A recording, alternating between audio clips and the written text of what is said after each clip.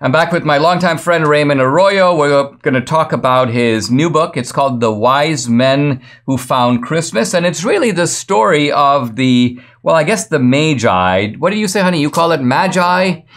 Debbie calls it Magi. I call it Magi. Raymond, you're going to have to begin by settling which of us is right in terms of the pronunciation. And then talk a little bit about this book because you say that this is a little bit of a fresh look at a story that we all sort of think we know, the three wise men from the East. Talk a little bit, well, first of all, tell us what's the right pronunciation, and then talk a little bit about the book. I'm not getting in the middle of that marital dispute. You think I'm crazy? Some say Magi, some say Magi. I'll let you all hash that one out. It's Magus. It comes from Magus, so maybe Magi is the proper pronunciation. But I'm not weighing in. Tell Debbie I'm not weighing in.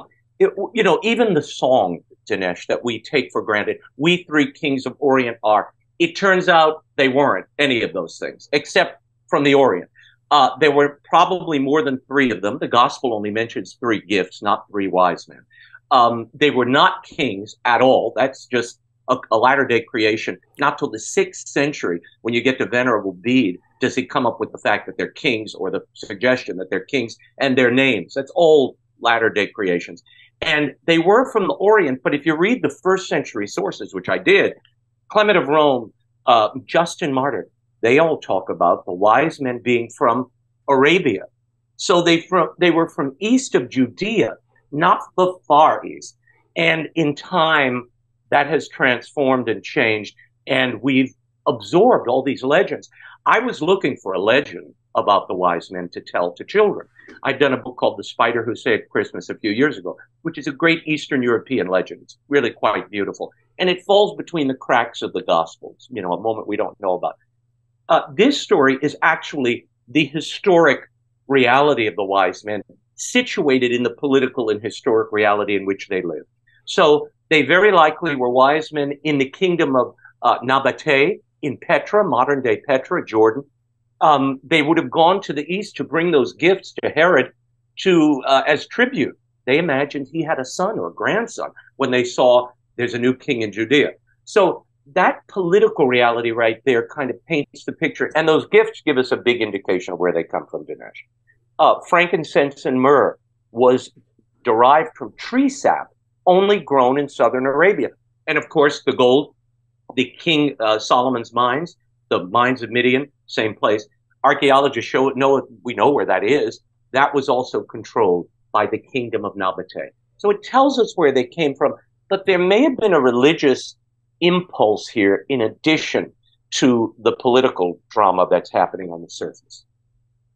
Let's talk about what this story means, because you've got these wise men from Arabia.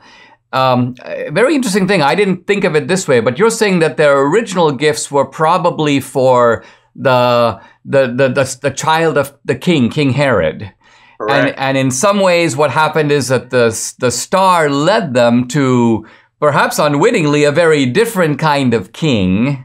And so that the lesson of the story, I think, is that true wisdom comes in recognizing that there is a king of kings, which is the child born in the manger, and that these wise men were sort of divinely led to that conclusion. Was that a good way to think about it?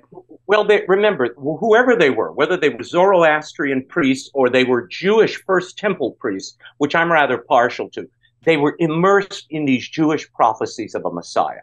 Now, why a Zoroastrian priest would be interested in that, I don't know. So I created this family adventure to show how high the stakes were, how urgent their need was to go and pursue the truth as they saw it. They raced after it, Dinesh. And that's really our lesson, I think, this Christmas.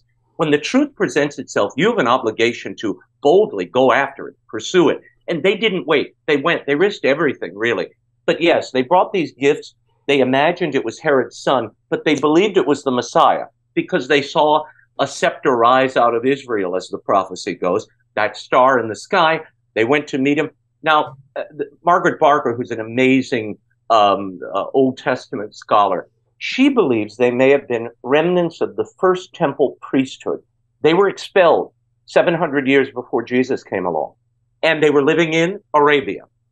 So it might have been possible that they go to the child and they bring gold, because the gold was in the vestments of the first temple priests. They brought myrrh, frankincense, because that was burned in the temple. But most importantly, myrrh was kept only in the first temple, in the Holy of Holies, to anoint members of the royal priesthood, the so-called Order of Melchizedek, which Catholics will be familiar with. It's mentioned in the Mass. So they may have been going to restore that first temple by anointing this Messiah.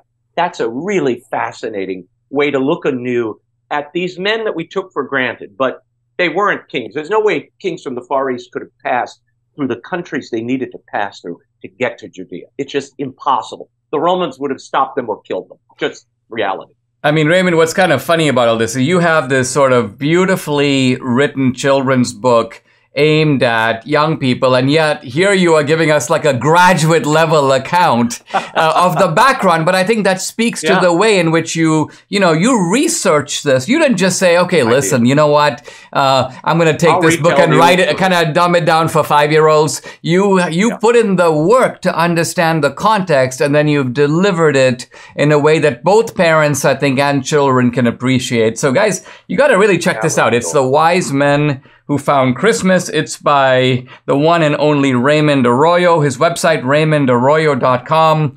Raymond, as always, great to have you on the podcast. Thank you, Dinesh. And early Merry Christmas to you. And to you also.